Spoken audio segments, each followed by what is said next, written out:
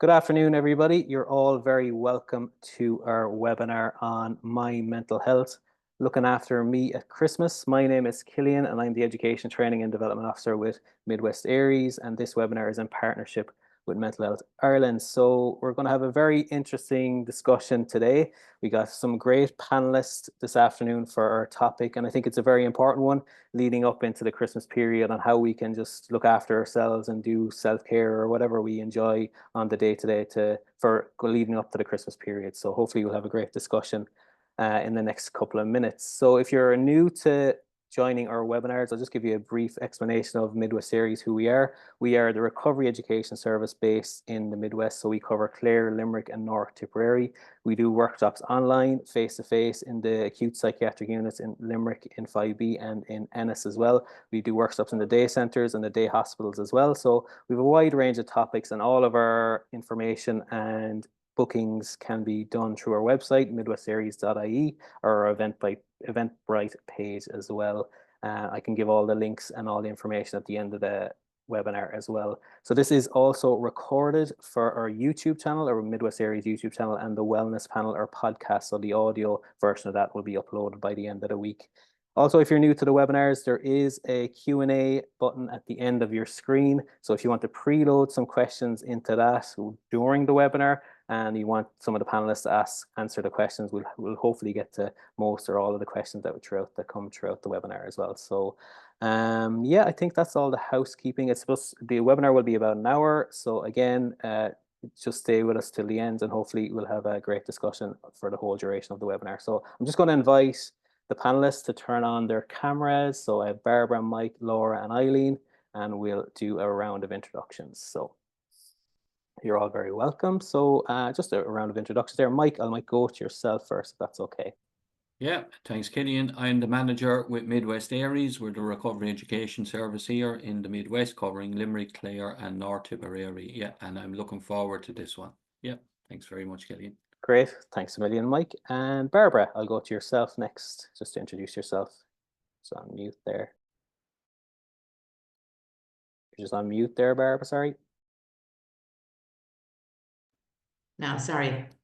Barbara Keating is my name, and I work in the acute psychiatric unit, doing the activation for the patients here in the ward. Great, thanks, Barbara. Delighted to have you here. Eileen, I'll go to yourself next. Hey, Cillian. Hi, everybody. My name is Eileen, and I'm a recovery education facilitator with Midwest ARIES, and yeah, really looking forward to this discussion. Thanks a million, Cillian. Great, thanks a million, Eileen. And Laura, go to yourself. Thanks a million. Thanks, Cillian. My name is Laura. I'm a recovery education facilitator with Midwest ARIES, and looking forward to today's discussion. I think it's going to be interesting to get everybody's feedback. Thank you. Great, thanks, Laura. Great to have you here as well. So I'll kick off with the first question, just to the panel. And Mike, I might come to yourself first on this one. So what are some common mental health challenges people face during the Christmas period? So pass it up to yourself.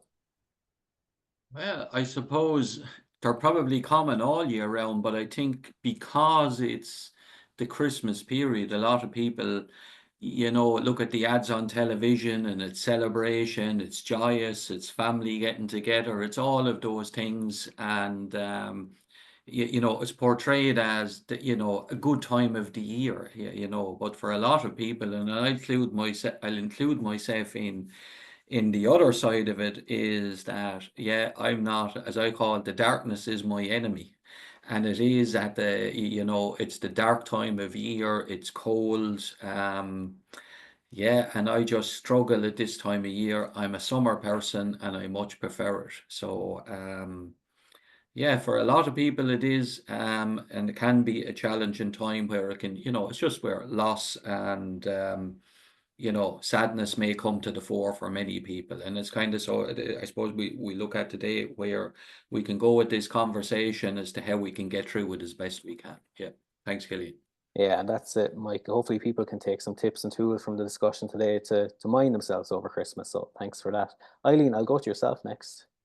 For me, Cillian, I think it can be a lot of expectations. It's expectations on relationships, family, all of that stuff. It can be a really challenging time around that, you know, and there's so many different pressures, whether it's relationally, financially, all of those things really add to the challenges around Christmas. And I suppose for me, it's kind of maybe looking at what your expectations are and maybe, you know, limiting those and having discussions about them. You know, sometimes we might expect something, but we don't express it. So actually just saying out loud, actually, this is what I want or need right now. So I think that can be a challenge, but hopefully as the webinar goes on, we'll be kind of looking at maybe how we can limit those expectations and find some joy within it. So thanks, Cillian. Thanks a million, Eileen. Barbara, I'll come to yourself next. Yeah, I think Christmas time can be, again, like what Mike was saying, you associate it with people, associated with fun and, you know, a happy time. But it's the time of the year when you kind of look back over the year and you look at maybe who you've lost or the things that are not there this year, or the people maybe that are not there now that were there the previous year. So it can be, for me, you know, if you've lost someone in the year, it's a very hard time. So I suppose, yeah, it can bring a lot of sadness for people. The other thing I think about Christmas is the financial aspect of it. I think financially, it's just a very expensive time. So that can bring on stresses as well, and a lot of anxiety, I think, about that. So I suppose, yeah, how do you manage that? Yeah, sure. I suppose for me, it's just taken not to be, I suppose, thinking too much about all those things and just taking one day at a time, just taking each day at a time over Christmas, I think is just very important. Yeah. Yeah, thanks, Barbara. And we'll even talk about that in a second, just the expectation, the pressure that people may feel during Christmas as well. So I'll just go to Laura just for her thoughts on the first question, and then we'll delve into that. I don't know, Eileen touched on it as well, the expectations around Christmas. So thanks, Laura. Thanks, Cillian. I have to agree with Eileen and Barbara there about the pressure. I think there's a lot of pressure around Christmas, and it's hard not to like feed into that pressure, and it's everywhere, you know, it's on TV, it's all in the shops, you know, it's on the radio. So it's important to try not to fall into the pressures too much. And I suppose for me, having boundaries around it, and also the pressure to be like happy and meeting up, and you know, having boundaries around that and knowing what you want. Like I was saying at a workshop, I plan ahead for the Christmas, like in relation to being asked to go places and things like that. So I'd have a lot of boundaries around that, and yeah, just trying to mind yourself and not fall into all the pressure and all that comes with Christmas. Yeah, thanks, Cillian. Yeah, thanks, Laura. It leads us nicely into the next question. And it is like, how can people manage those expectations or the feelings of pressure during Christmas? So Eileen, I'll go to yourself first, if that's right, because I know you touched on that a few minutes ago. Yeah, I suppose I just might talk about the financial part maybe a bit, Cillian. Over the last few years, I suppose just for myself, you know, more and more I plan things with friends as opposed to actually spending money. So it's about, I suppose, doing acts of service and planning to do things together. You know, like for me, actually connection is massive. So if instead of meeting a friend and exchanging a gift, it's like, well, actually, let's do something together. Let's go for lunch together. Let's, you know, spend time. Because to be totally honest, I find Christmas can be quite lonely time for myself. And that's what I need. It's more kind of positive connections. So instead of, and it's definitely been a bit of a longer road, you know, over the last few years, saying, okay, let's not do presents, let's have more nourishing time together. Because like that, I mean, Laura mentioned, you can fall into all these pit stops of like, okay, I need to get this and I have to get this, and there's all these kind of expectations, but who's putting that on us? You know, you can kind of decide, okay, I'm going to fall into that. Actually, no, I'm going to make a conscious decision actually to live within my means. Like we all have, you know, we all have a budget that doesn't really change just because it's Christmas. You know, we all have to live within that same budget every month. So for me, it's kind of, Laura said already, it's really about planning. Even this year now, we've decided our own family, we're actually not going to do gifts. And actually we're just going to spend some time together and have games nights and just, you know, but I think it's a good time to reflect. It's kind of cool who's putting the pressure on us and then what can we do about it. So that's me. Thanks, Cillian. That's really good advice, Eileen. Thanks for that. That's a good question. Who's putting the pressure on us, really? Is it ourselves, or is it the media, or whatever it may be for an individual, or the pressures of that? So thanks for that contribution. Laura, I'll go on to yourself next, if that's all right. Thanks, Cillian. So again, I'm the same as Eileen with the planning ahead. And planning and having boundaries are my two important ones. Know what I can say yes to, and you know, if you can't, you can't. And as Eileen said about having that budget, a monthly budget, and Christmas can be a very expensive time of year between going out and gift giving and all that. And again, pressure comes in there, especially if you've children, that pressure to get them the most amazing gifts. You know, if their friends are getting something, and you know, so kind of try and plan ahead and say, okay, I have this much to spend on this. And Eileen as well said about that her family have decided not to share gifts. I think that's a really good kind of choice to make, because you know, it's not about gift giving or receiving. It's about spending time together and, you know, memories, making special memories. And I think every family have traditions that they do. So I think it's important to kind of remind yourself that it's not about material things, and try and plan ahead and have boundaries. I'm all for that, Cillian. Great. Thanks, Laura. Thanks for that. Mike, I'll come to yourself next, just on the question. Thanks. Yeah, thanks, Keating. And I suppose all of us here are speaking from the perspective, even at the moment we have jobs, but I know people on this team here have been unemployed. And so, you know, we know what that's like. And it's not a nice place to be where, you know, even if you want to, you know, give gifts and you have, you know, family or, you know, grandchildren or children, you know, and you are stuck with those limitations. And, you know, so we talk about like, well, how do we manage it? As kind of managing our own thoughts, I think, is the challenge. And I suppose for some people experience that dip much more than others at this time of year, because it's a bit like, you know, if you are in a job and you're taking 2 week summer holidays, and you kind of, your first day's holidays, you think this is going to last forever. But 2 or 3 days out from the end of your holidays, you're kind of going, the thoughts start coming in, and you're trying to tell those thoughts to go away. You know, I'm still on my holidays, I want to enjoy it. But it's almost now that kind of a horrible feeling of, oh no, this is coming to an end.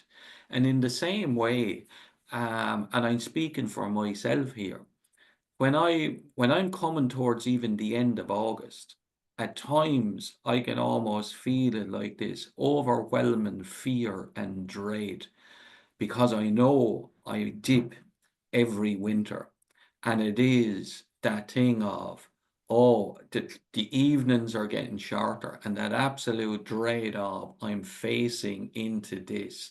How am I going to get through it? You know, the bright evenings won't be in again till, you know, next spring. And it's an awful feeling. And I suppose in managing that, I suppose right now as I'm sitting here, I was looking at the date and it's the 27th of November. But in my head, trying to, so when we think about what's given us the stress, it's ourselves. And as a counsellor said to me one time, stress never solved anything. Yet, you know, but yet we can put ourselves under stress. So it's managing our own thoughts. So if we can't change something, it is trying to change how we look at it. You know, so for me, it's that thing of, and I marked it and I've said it at the 21st of November, one more month now, and evenings will be getting brighter again. And so that's almost like changing the narrative in my head that I can, you know, focus on that rather than the dip and the dread and that feeling of, it's just that depressive feeling, and my mood dips same time every year. There is reasons, and you know, there are losses in my life, like everything. As I said, no one gets a free pass in life, and you know, but I suppose when it comes to the feelings are a response to the thought, even if it's fleeting, even if it's a couple of seconds. You know, because again, so if we can control the thoughts, we can manage the feelings, and you know, so this year I'm really making a conscious effort, and I'm trying not to be negative about it, which having a lifetime of negativity, you know, it's a battle, you know. So, and again, it's interesting to hear, you know, how do we manage that and putting the boundaries in place as well. And, you know, so, and we'll talk about that again, like, well, you know, what bits of advice for all the use advice is, but maybe share examples of how we're going to manage it and get through Christmas again. So yeah, thanks, Cillian. Yeah, that's really good, Mike. I like what you're saying there about the winter months, even and the date that you picked, that it will get brighter. So those anchor points that it will get brighter, it's something to look forward to. So that's a useful tip there. So Barbara, will I come to yourself just for finally just on the pressure and the expectations again? Thanks. Yeah. Yeah, I suppose, how do you manage, I suppose, if you come to maybe, I know somebody that just hates Christmas. They just, I don't know what the reason is, but in their head, it's Christmas time. Oh no. So again, like what Mike's saying, it's the thinking of it, even before the happening of it. It's the thinking of Christmas. So yeah, I think a lot of it can be controlled. A lot of stuff is out of our control, but a lot of it is in our control. So it's like, I think it's maybe trying to take as much control as we can.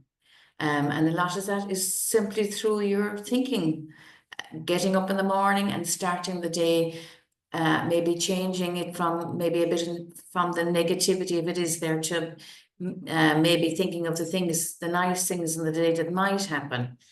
So it's like, yeah, just in any day, there's lots of nice things that happen that we don't notice, that kind of go unnoticed. So it's maybe starting the day with thinking, what are the things, the nice things that can happen today? And then during your day, maybe taking time to notice the good things that are happening in the day. Yeah. That's nice, Barbara, because it's a question I had as well anyway, is how can people find joy during Christmas, even faced with different challenges as well? So I don't know, do you want to lead on to that and I'll go to the rest of the panel if you want, or will I come back to you in a second maybe? No, it's fine. I'll continue. Yeah. Finding joy, yeah. Again, like that, yeah. A lot of it is your thinking, how you approach the day. I would start, I suppose, in the morning time, start with getting up the first moments of your day, trying to start as you go on, create some sort of positive thought. Even if you don't feel positive, try and think of the bits of the day that, you know, that probably will be good, and go from there. Yeah, I think that's Perfect. Yeah, thanks, Barbara. Laura, I'll come to yourself just on the question. How can people find joy during the Christmas period, even facing various challenges? Thank you, Cillian. So for me, I find joy outside in nature, and getting fresh air. Even if I don't want to go for a walk, I remind myself how it makes me feel. So every day, and it's kind of, I make a special effort, especially around Christmas, to go for my walk. And you know, you don't know who you're going to meet on the road, or you know, and getting that fresh air I live by the sea, so I'm lucky. I get to walk by the sea, and there's definitely something different about the sea air.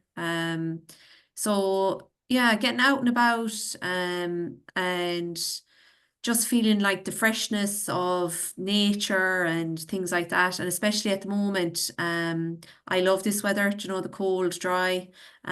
So I love getting out, just getting out and about. And I have a little girl, a little toddler. So sure, she's like breath of fresh air, you know, the innocence. And she's like seeing some things for the first time, like snow there last week. That was her first time seeing snow, you know, and that kind of gives me that kind of boost, I suppose. So yeah, and it's the small things as well, Cillian, you know, the small things I find joy in. So yeah, and keeping it simple, keeping it simple. Yeah, that's great, Laura. And even like what you're saying about your daughter there, about the ripple Mm. effect it has on you as well. Yeah, It's lovely. It's just really nice yeah. and just makes you appreciate a lot more and everything else. So yeah, thanks for that. Eileen, I'll Thank come to you. yourself just on the question. Thanks, Cillian. I think you have to make space for joy. Especially I've seen that a lot in our work with all our workshops, you know, that we do as a team. That you make space for doctor's appointments, you make space for, you know, your work, you make space for everything. And I think you actually have to create that space for joy as well. So by allowing yourself, you know, I think we all have times or moments in a week that you have more time. So for me, it tends to be kind of a Sunday morning. And, you know, it's an active kind of process. I kind of go, okay, actually, I have time here now. What do I enjoy to do? So for me, it's painting. I love, like Laura mentioned, I love being in nature. At the moment, I'm just gotten back into my photography again and just, you know, photographing the birds, all that stuff. But you have to make space for it, because I think if you don't make space for joy, things can just get on top of you and life can seem really, really hard. And I suppose I don't know if there's people watching or, you know, attending, kind of going, well, how do I get that joy? If I'm not in a good place, how do I actually cultivate that? And for me, I'm a massive list person. So to even write down, okay, what are all the things that have brought me joy in all my life? And for me, it's always gone back to when you're young.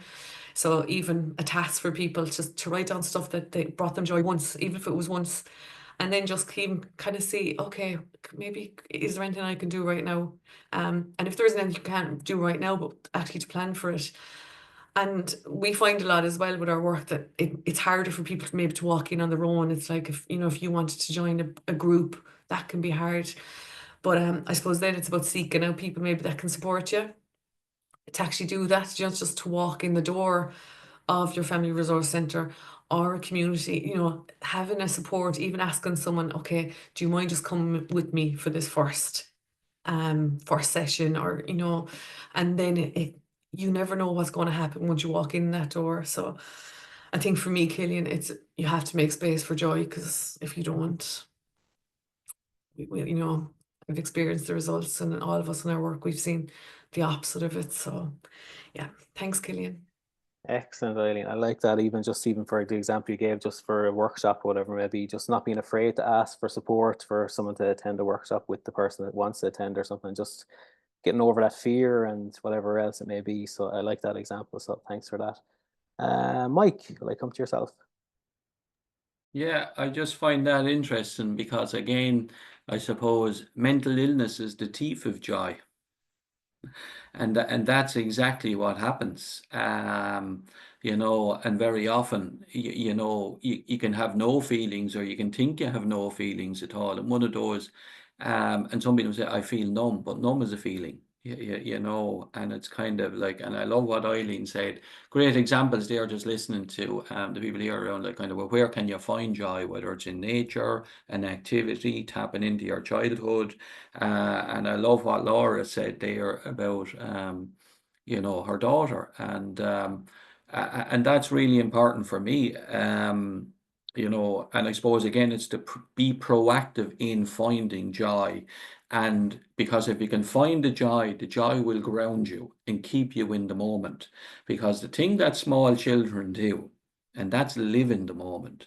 And my granddaughter gave me a card there a while ago, and it says, I love you. And I keep that here in work because that grounds me. And if I'm having a bad day, I can have a look at that. So while she may have drawn it, was in the moment doing the card, and I have another one at my bedside table. And it's there when I go to bed, and it's there when I wake up in the morning. And those are the reminders of what's important, because Christmas is all about stuff. And that's all it is. It's just stuff. But whereas it's coming back to, well, you know, what gives us hope, you know, connection, Eileen mentioned earlier on as well. So when we look at Chime, what gives us, you know, connection, hope, you know, meaning, you know, empowerment. And the empowerment is very much within our control. Whether we have, you know, if we leave out the stuff and, you know, not having money to do things, we can still do things that are meaningful, you know, and acts of kindness for people that don't require a whole lot of money. Because we say, like, those cards, while they were done in a moment and handed to me, and she was delighted with herself. And that was that moment of joy. But every time I pick up that card, it's a moment of joy. So that is endless, and that goes on forever, you know. So it's yeah, so that's the stuff. If you can find something like that, it'll get you through the dark days. Thanks, Cillian. That's really good, Mike. I like that. Just with the card itself, it just has that positive effect on you every time you look at it and going forward. So that's a really nice example. So thank you for that. Any final thoughts? We might move on to another question there. Anyone want to add anything before we move on? All good. So I suppose the next one would be, how can people make use of their support network during the Christmas period as well? How can they, I suppose, Eileen, you touched on it, maybe asking for that support at different stages. So I might just go to yourself if that's okay. How can people link or just link in with different supports or whatever, maybe friends, family, organizations, or whatever it may be? Thanks, Cillian. And I suppose, yeah, it's threefold. Not everybody has maybe that family support, or, you know, that doesn't have that around them. I would definitely encourage, if that's speaking to you, there are so many organizations out there to support, obviously coming to our workshops for support, whether it's online or face to face. So important to stay connected. And when I'm thinking about myself, there's times, let's say, when I was on my own, and actually I found great support online, whether it was looking back, at inspirational people, inspirational speakers, not to be alone within it. Again, I'm sure there'll be a list of signposts at the end, Cillian, about all those other supports. And like, there's so much going on in different communities, whether it's the men's sheds, the women's sheds, all of those practical things to link in with. Even going to your community choir, all of those kind of ancillary supports around, so as well as the mental health supports. And I suppose as well, for people then maybe that you do have that support network and you're thinking, oh, actually, I'm really struggling now. Again, just to speak from my own experience, when I was really struggling with my mental health, I didn't always want to talk about it because I knew I was struggling. I just wanted to be in company and talk about anything else. So maybe to encourage people around that, if there's a family member or a friend struggling, that they might necessarily want to talk about it. You want to break from your own mental health at times. So to even just talk about absolutely anything else, to go for a walk, to watch a movie together. Even sometimes actually asking someone, do you want me to cook something for you? Do you know, all those kind of real practical things?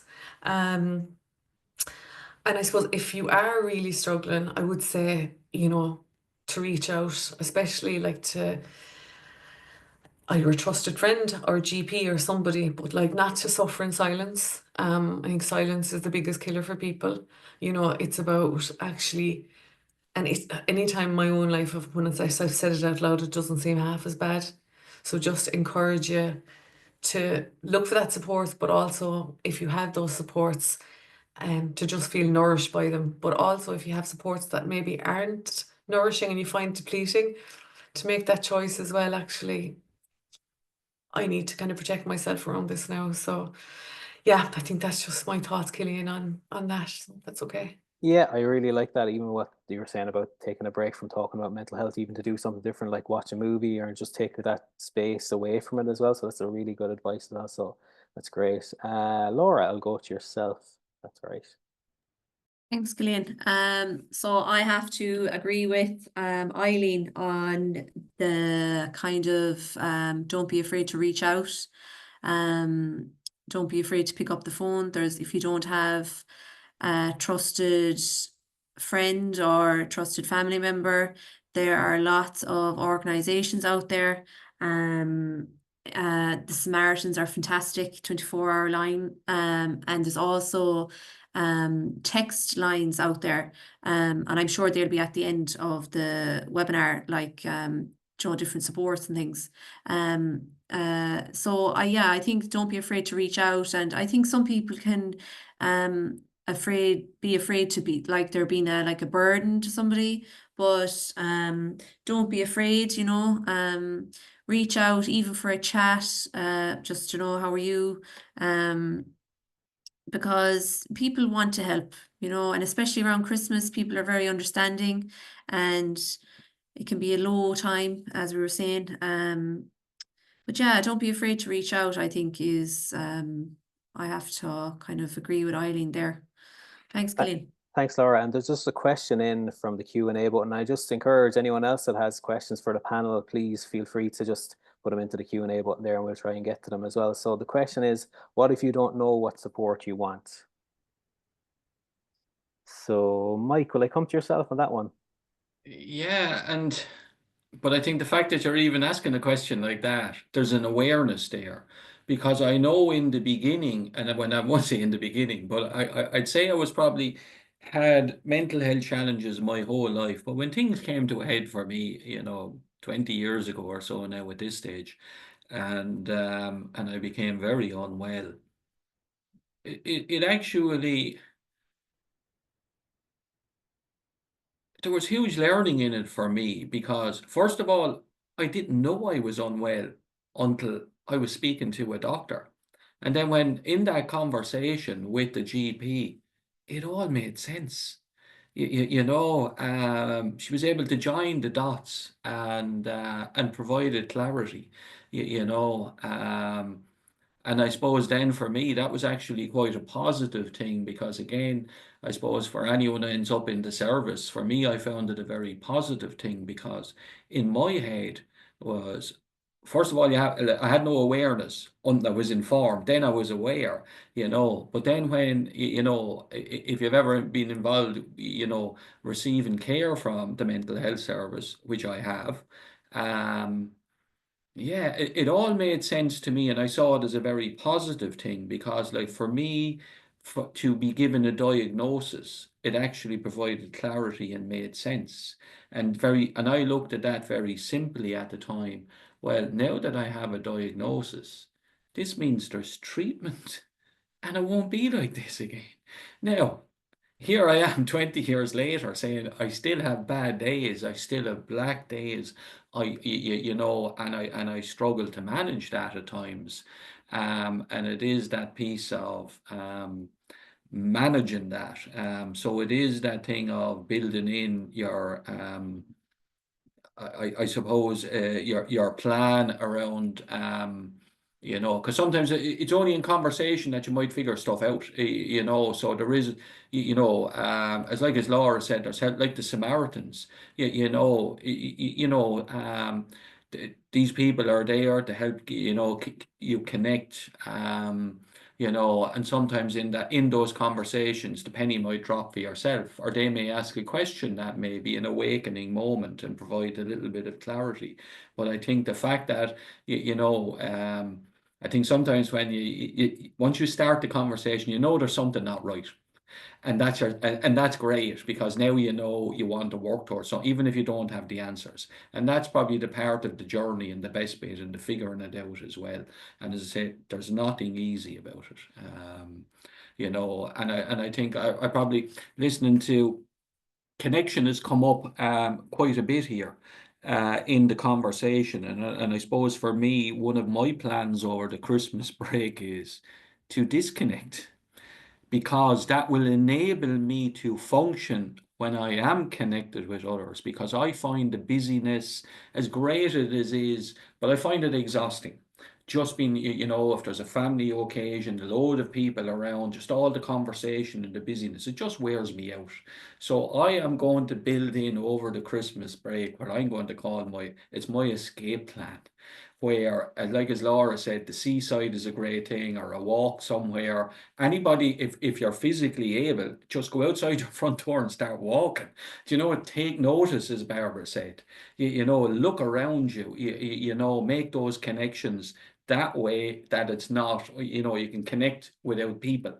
You know, so to me is the busyness where I'll get overwhelmed, but I'll build in what I will call my escape days over that, whether it's to go to the seaside, little bit of quiet time on my own. I find actually beneficial as well. That'll help me, I suppose, manage my limited resources to be able to get through the Christmas period. And that's really important for me, because if I just go headlong in busyness and plan something every day, I'll end up crashing. And you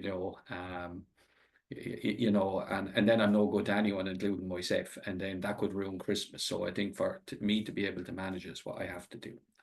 Yeah. That's great advice, Mike. There's a lot in that, like, so that's really useful to people. Your escape routes, just to pencil in stuff that you can do, whatever, for self-care or whatever it may be. So that's really useful advice. We have some more questions. I might go to them, to the Q&A, if that's all right with everyone. I'll just go to it there. So tips for people who are housebound long-term on managing their well-being. So does anyone want to come in on that one? Eileen, yeah, work away. I'm just thinking about this one, Cillian. I think for me, like, different times I've been at home, let's say, a lot, and I think it's about planning your day. So if you are housebound, to actually like timetable it as if you're almost at work. So like to have, you know, like a Monday to Friday plan where you get up at the same time and you have that morning routine, and then build in, you know, parts to the, so let's say, just give my own example. So like I'd get up early, maybe have a nice breakfast, and then plan what I'm going to do to lunchtime. So that might be listen to a podcast, you know, building in a routine, having your lunch, and having consistency during the week. But also, I know Mike was saying, talking about connection there, and I think connection is very important. So if you are housebound, there's so much access online now, you know, to the world and other people. So definitely would encourage the person just to even have a look on Eventbrite, you know, have a look at what ways can I connect every single day.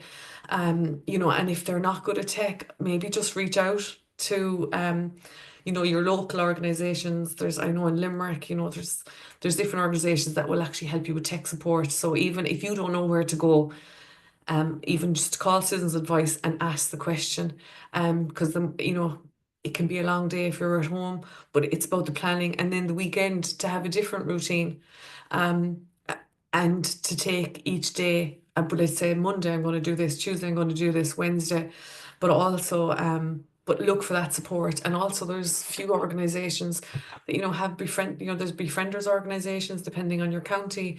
There's a loan services. So there's to have people potentially, if the person wants coming into your home for that connection, is really, really important for our mental health. And also physical health, you know, there might be physical supports the person could avail of. So I just wanted to add that, Cillian. Thanks. That's super. I think there's loads in that as well. So you covered loads for that individual that asked the question. So thanks for that. There is more questions in the Q&A, so I might go to them. So do you have any tips for remembering to be present? I find myself mindlessly scrolling on my phone. Thanks for being so open, Mike. I also have SAD, so seasonal affective disorder. Thanks all. So the question is, do you have any tips for remembering to be present? So anyone want to come in on that one? Yeah, I'll just come in there on that. And again, I suppose for me, I don't do it, because I tend to look at everything objectively and say, and it's like anybody, if we're out with Barbara running a workshop, and as I always say to people who, you know, people who are in hospital, struggling, mentally ill at the time, and as I always say, if you're doing something and it's helping you, providing it's not doing harm to you or somebody else, keep doing it. And in the same way, if you can look at your phone and scrolling, is this helping me? And if you say it's not, well, then the obvious answer is, well, why are you doing it? But that can be really addictive, because the way the algorithms are designed, this is deliberately, like, they have, you know, there's psychologists involved in this, is to give the dopamine hit, to say, like, you know, keep moving, keep moving, keep moving. So rather than just say, just put away your phone, because as I said, my phone is for one purpose only, and that's for me to phone other people.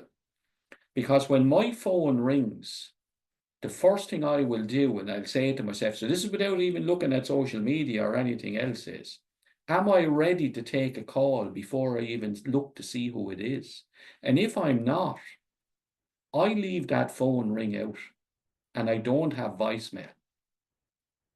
And when I'm ready, I will phone the person back, because then I'm in charge. Because they're phoning me because they're ready to speak to me, but that doesn't necessarily mean that I'm ready to speak to them. So I'm managing that bit, because if they came with an ask and I'm not in a good space, then it's going to end up awkward. So in the same way, what I will suggest is maybe look at your phone usage, you know, for the week. And I think one of our team had a look a while ago at how much time they were spending on their phone, on their analytics, and it was over 40 hours a week. Now, that's almost like, you know, if you're working in a full-time job, like, it's 40 hours a week, you know, and that was the wake-up call, that is, I need to change this. So rather than saying, you know, right, you know, just by saying it as an issue, but reduce your time. Just say, I'm going to give myself 1 hour each day, and I'll flog it to death for an hour, you know, and decide at a time then that suits you. So start taking control of it. And I'll do it maybe between 5 and 6 in the evening, or 6 and 7, and then I'll stop. So then you don't have, it's not going into your brain, it's not keeping you awake at night, you know, and see, you know, test yourself to see it. So don't go cold turkey, but set yourself, back to what Laura said, a couple of boundaries around it as well, to see if you can make that happen. Now, and again, that's only me speaking here, but I'm coming at it from somebody who won't allow it to take control, because I say life is hard enough. The minute you swing your feet out of the bed in the morning, put your feet on the floor, as I always say, you've compromised yourself straight away. You know, now the day is a battle. You know, so why add to it? You know, and as I always say here with the team, work smarter, not harder. You know, so it is about trying to figure out, you know, and as I always say, if you're going to make, if you want something to change, you have to make the change. Waiting for change to happen, it'll never happen. So you have to make those decisions yourself, you know, but do it on your own terms. Yeah, that's Thanks, excellent, Mike. Thanks a million. Does anyone have any additional thoughts on that? The present, Barbara, do you want to come in there? I see you just on mute there. Perfect, thank you. Yeah, just in presence again, I think looking on your phone and looking out to see what's out there is just, you're just adding trouble to your day, I think, really. I think you need to kind of take control yourself and think of the person you want to give a present to. Think of them first, and take time to actually think of the person and what they'd like, rather than looking at all the options that are out there.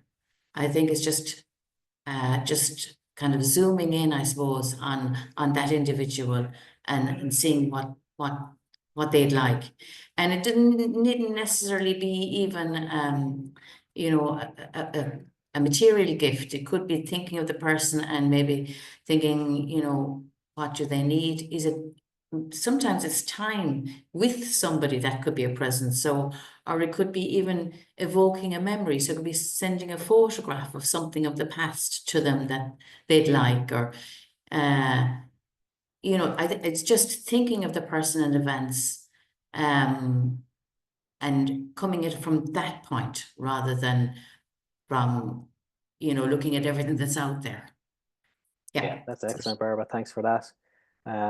Was anyone else want to add to anything? Because we have a few more questions in the Q&A. Mike, you want to come in there? I'll just come in there, and because I'm just looking at the Q&A, and there's just something perfect. like around managing their well-being, around being housebound. And a friend of mine, she loves art, and she loves paintings. And but what she does is, because she's very limited mobility. And while I would love to be going out and traveling, the country and visiting galleries, just as an example. But what people have given her gifts over the years, what we call those coffee table books, the great artists and all of this sort of stuff. But she has it on a small book stand at her kitchen table. And when she's there every morning having her breakfast, and so what she does every day is she turns the page and enjoys a new picture every day, and mindfully has her breakfast, taking in and, taking time to read the painting because it's there to be enjoyed.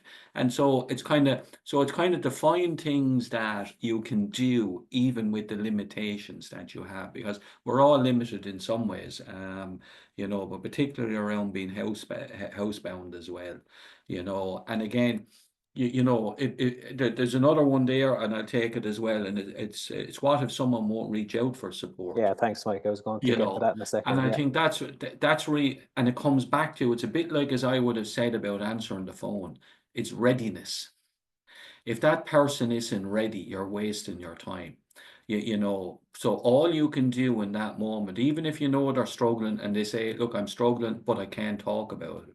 And all you can say is, well, that's grand. Well, I'll just sit with you, or we can go for a walk, or we can go for a coffee, or, just say, well, I'm here for you if needs be. And whenever you're ready, I'm ready, and I'm not going anywhere. So that's what a friend does. So you can't force somebody, there's like somebody in addiction, nobody knows the time the intervention will come for when somebody will, switch over to, now I want to change positively here in my life. And, so we all know nagging doesn't work, Yeah, that's really good. I might come to the other panelists on that as well, just on if someone doesn't reach out for support in the Q&A button there. Does anyone else want to come in on that? Laura, Laura, yeah, perfect. I Yeah, have thanks, to Cillian. agree with Mike on that one. It's someone isn't ready, but it's actually very hard if someone isn't ready for change. But as Mike said, if a friend comes to you or a family member or someone says, I'm struggling at the moment, but I'm not ready. So we'll use an example of addiction. If they're not ready to go in for treatment, you can't force them, but you can tell them you're there for them, or there's lots of supports out there, as we were saying earlier about phone supports, support groups, there's A meetings and all that. But if a person isn't ready, it's a very hard, but remind them that you're there for them and that there's loads of support out there and that they're worth it as well. I think that's another thing, that to remind your loved one or whoever the person is, that may be in addiction or anything like that, that they deserve the best, and that you're there for them all the time. But it's a very difficult one. It is very hard. Thanks, Cillian. Thanks, Laura. Eileen, you were going to come in there, I'd say, next on the question, if that's right. And then Barbara, I might come to yourself then. Thank you. Do you mind, Cillian, if I just answer the person who just spoke about having bipolar and who was Yeah, just really I have to come to that as well. Yeah, I might read that out, Eileen, if you want to go to that one. That's perfect. Yeah. So 2 seconds there. So the question was, suffering from bipolar and I can manage it with meds most of the time. But Mike, I go down especially the month of November and find it very hard to recover. I hate the winter, the cold, the darkness, and it happens to me same time every year. I was going well in October, going to Pilates, aquajog, walking, and now I just want to curl up in a ball. How can I climb out of this gloom and stop it happening every year? November and December is my worst months, but I feel fine after that. So yeah, that's for people. You want to go to that, Eileen? Yeah, thanks. Yeah, thanks, Cillian. I suppose because I really identified with what the person said about the winter months. I find Christmas, to be honest, a real struggle. Having lots of, I suppose, losses in my life around that time, and I found the last few years you know, really hard. But then I thought, okay, I need to flip this. I need to do something about it. So I suppose that's where the planning came in. So this Christmas, for the first time, we're actually going away over Christmas. We're going abroad because I just thought it was years and years of thinking, okay, I'm really struggling around this time. Okay, I need to do something about it. So it's the first time ever we're going away. So I just want to say, I know not every person can do that, but just for that person, maybe to have look at maybe changing something, even changing one thing will have a knock-on effect. But also I just want to say, Cillian, as well, about acceptance. That we can know there's certain times of the year or certain dates or anniversaries or something that we are going to struggle. And just to accept that, I was always fighting it. And now I'm kind of, okay, if I accept I'm going to struggle around this time, and that's okay, because like life is light and shade and it's not always going to be good. And the person said that they do tend to come out of it, to actually even plan for when they're going to come out of it. Okay, what am I going to do in January? Create a bit of excitement about and accept. But also when you are feeling like, you know, struggling over the next maybe 8 weeks, okay, what can you do for yourself the next 8 weeks that'll just help you with that struggle? You know, is it lighting a nice fire, getting a book that you've been putting off buying? You know, it's about kind of trying to mind yourself when you are really struggling through that period. And then planning maybe something fun to get out. So I just wanted to answer that, Cillian. Yeah, that's excellent, Eileen. Thank you very much for that. A lot in that again, so hopefully that helps the individual. Barbara, do you want to add anything? And then we might go to our final question, because the hour has almost passed us, which is great. The hour has flown by. So Barbara, I'll pass it to yourself.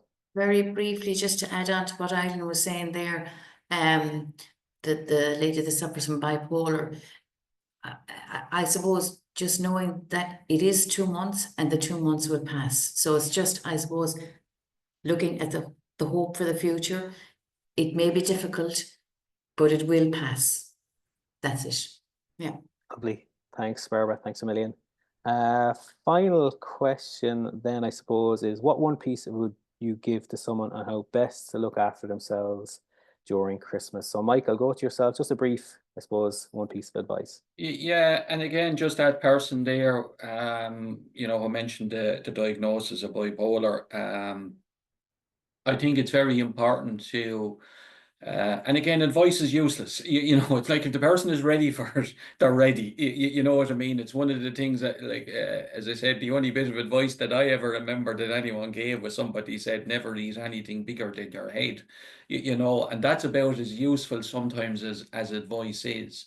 But the reality is, you have to figure it out for yourself. And I love what Eileen said there about saying this will pass, because I know if I can get past the 21st of December, then I latch on to the 1st of November, St. Bridget's Day. And that's where that's the next goal for me. And I know then I'm emerging out of it. But what change I've made this year, you know, at the end of the summer, which is probably the wrong time to do it, but I actually bought a bicycle. And I love going out into the countryside. And there is that thing of, you know, if you don't have joy in your life, well, you go out and find it. You know, because like you can stop, you know, on a quiet country road. There's a place, I call it my comfort cycle. It's one little loop I go on. And I stop at this same gate, going into a field, the middle of nowhere, and close my eyes, breathe and listen. And it's amazing the sounds, and it's really, you know, you can hear birds, maybe a tractor in the distance, and it's just very grounding. And but to come back to what Eileen said, I think that piece about and it is self-compassion. You know, don't beat yourself up. You know, because I think that anyone who has struggled mentally, you know, the inner critic is toxic. That's the one that does the real damage. And you know, so if you can win that battle, and just say, yeah, I'm okay, because I recognize that person there. Like, I curl up in a ball, and that's me, you know, and I still do that, and I have to do it several nights a week at the moment, just to get through, you know. And but medication as well. I'm back on medication about 2 years, and if you can get the medication that suits you, because I do all the right things, yeah, you know, but I still, to regulate sleep and to regulate my anxiety. The medication takes the edge off of that, and I'm sleeping much better now. You know, so and that's not a crutch. I'm in charge. I'm taking the medication. So yeah, and it works for me. So as I say, try anything that's healthy and appropriate, go for it. Yeah, thanks, Cillian. Yeah, thanks, Mike. Thanks for that advice again.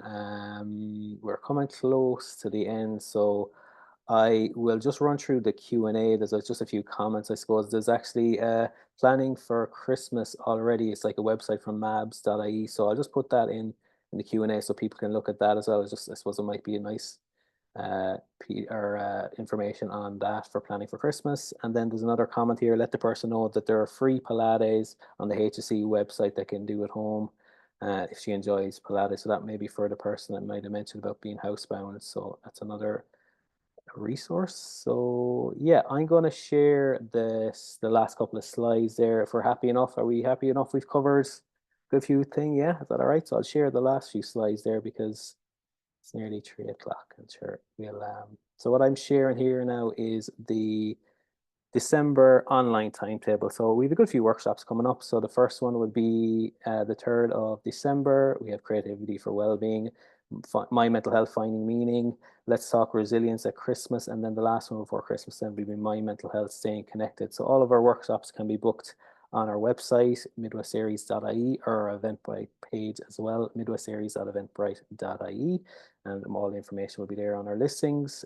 This is some of our self-paced courses as well, just on the screen. You will get these slides in your learner pack at the end of the week as well. So if you're interested in any of our online courses, you'll be able to click in through the website, the link or the QR code on the poster as well. So there are just a few more here as well, just some of the perinatal, taking care of me, getting the best for my mental health appointments, and my self-care, taking care of me. So that's another one as well. So this is Mental Health Ireland's email and information as well on their Instagram and Facebook, just as we partner with Mental Health Ireland for the webinar series. So more information on their website as well.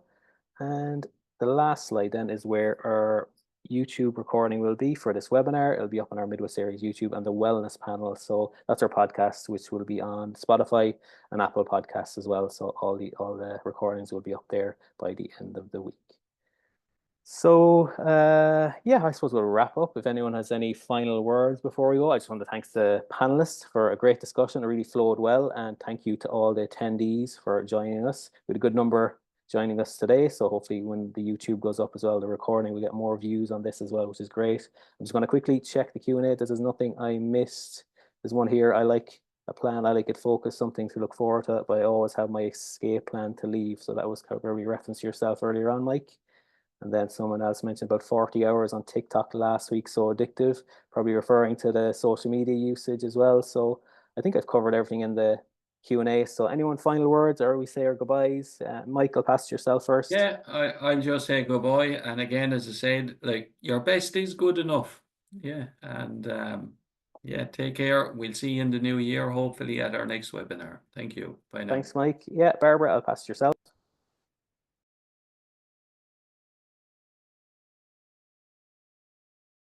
Just unmute again, Barbara. Yeah, thanks.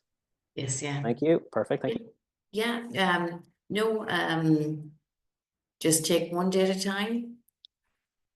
Yeah, that's Perfect. it. Thanks, Barbara. Eileen, I'll come to yourself.